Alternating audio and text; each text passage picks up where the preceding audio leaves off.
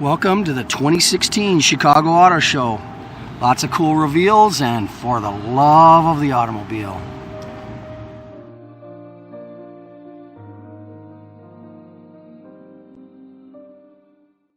This is where the magic happens. That's a 1.6 liter GDI that's been heavily Atkinsonized, and remember, this is what's going in the Hvac, but Kia got it first and they got it in the CUV. It 103 horsepower, I believe, 43 horsepower electric motor. Sounds very similar to what's in the Sonata Hybrid right now, and up to 50 miles per gallon, probably, I'm gonna guess maybe 45 or 44 city, hoping so. But there you have it, what's inside and under the hood. Beautiful setup. Let's hope for the best when this baby comes out. Let's start and look by the hatch of the Niro.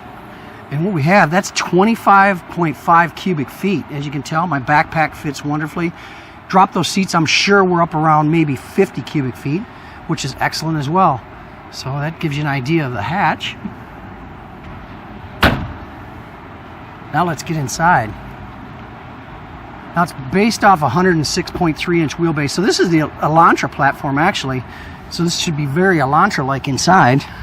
Now let's start off with the armrest. This is semi-soft touch plastic, not bad. It's kind of big. There's no interesting design in there. But you get to the armrest itself. Look at the dual stitching. Very, very soft touch plastic or leather interior.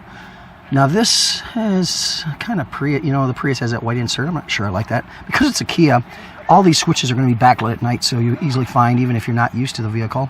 Auto up, down, front, rear. A burnished aluminum-like paint or whatever on the handles and the lock. Moving to the vents, that's a nice surround. It's got that burnished aluminum and then like a gray outline. Tactile feel for the vent open on off, and then the directional has a little of that burnished inlay. That's kind of nice. This has got to be full of safety equipment. So you got the blind spot monitoring and probably lane keep assist as well. Traction control. And again, Kia supplies you with a complete set of controls in the wheels.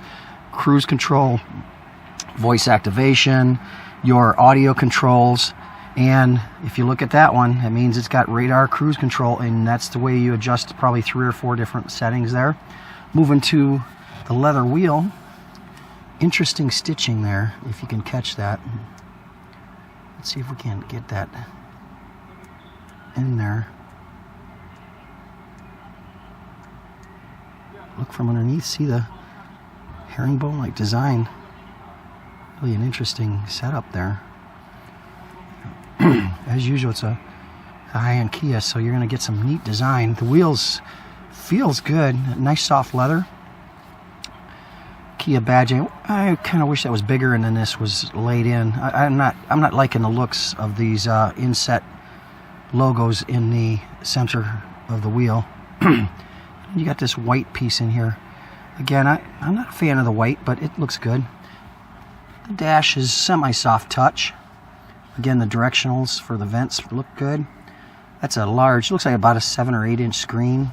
That's piano black, and it's probably the fingerprint type. Now this is kind of interesting, is the radio and HVAC equipment, Navi, and all that is inset within this dash material. That's kind of unique and new, and it does have knobs, so you'll be able to take care of that. Don't know if you can see that, but those are aluminum pedals, dead pedals aluminum, and so are the brake and accelerator. That's always neat. Looking into that down there, if you can see it, that's going to be backlit USB and aux port, and the 12 volts on both sides. So you got plenty of power equipment in there. That's always a good thing. And again, you got that kind of white insert, but the burnished aluminum surround around the parking equipment. Ooh, that's a soft leather handle. That's kind of nice too. These are leather seats. You can see the double. It's a single stitch in 2 areas around it. Lots of angles and such on that. Kind of do an overview of that. Then we can kind of look up, and you're going to see what I always ask for. A sunglass holder. Thank God. Nice map lights too. Way to go, Kia. Excellent job with the lights. Now, it's a cloth textured headliner. That's always good. It's got the Kia on off. With the visor closed, it goes off. Now, is it long enough? Is it on an extension rod? Hey, way to go. Kia thought of that. So many don't have the extension, and look at that. It covers the whole door. Even on a proposition like this, what a fantastic idea. You know, they don't skimp. Kia just doesn't skimp. And if you can see this is probably a fully loaded version, but that is a nice sunroof. I know Marion would like that. Not sure everybody. To me, I hope that there's a base model without the heavyweight equipment. Okay, that kind of gives you an overview of the front interior.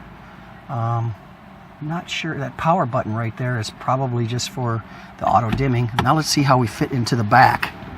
Oh, missed something there. A Harman Kardon system, so you know it sounds great. How do we fit in the back? Again, you got very, very similar inserts. Very similar. Oh, soft touch there. That's really nice. Soft touch leather. And that white insert again, but that is going to be backlit as well, so that's always a nice touch. Beautiful, beautiful handles. Will we fit?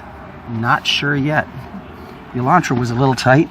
Hey, you know, we fit, but it's kind of tight. So that gives you an overview of the interior of the Niro. Of course, this is static and can't wait to drive it, but fantastic. This is going to be a 50 mile per gallon, possibly 50 mile per gallon CUV for the public. And knowing Kia, it's going to be value priced. Who knows what value prices will be right up front, but with some discounting, I bet you can get this for under 30 grand in a matter of 6 months after release, after this release sometime this fall.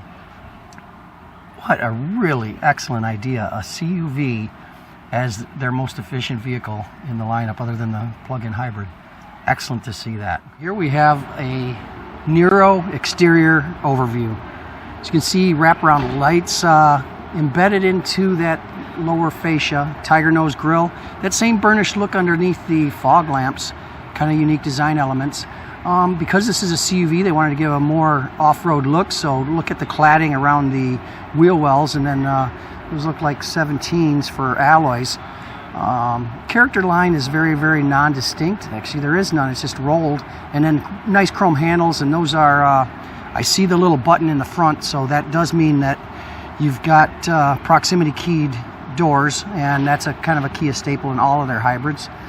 Moving to the back, you still see the cladding, a little bit of aero tab look around those rear wells, a chrome daylight opening only on the top, that's kind of unique, and a little bit of plastic insert around that rear door window frame. Thought they should go chrome, but you can see the actual turn signal in the lenses, and then that rubber strip kind of adds a little bit of flavor in the cutout of the lower door through front and rear. Again, as it rolls around, you see that standard signature tiger nose grille. That's kind of beautiful, and just a pretty darn nice situation. Again, this is a 106.3 wheelbase, so that means this is the Elantra platform. You're going to see a lot of vehicles based on this. It saves money, and once you have a good thing, why screw it up? It's going to ride and handle better than a standard CUV, possibly. As we come into the rear, they tried a little bit of that floating roof, but they stopped at the rear spoiler. It's pretty aggressive. Tail lamps look okay. Those are LEDs. And then you got that burnished interior moving aluminum look into the bottom, as you see around that lower diffuser. And the accents there, kind of nice. So that's an overview of the exterior of the brand new 2017 Kia Niro. And boy, we just can't wait to get into this baby. Looking forward to it.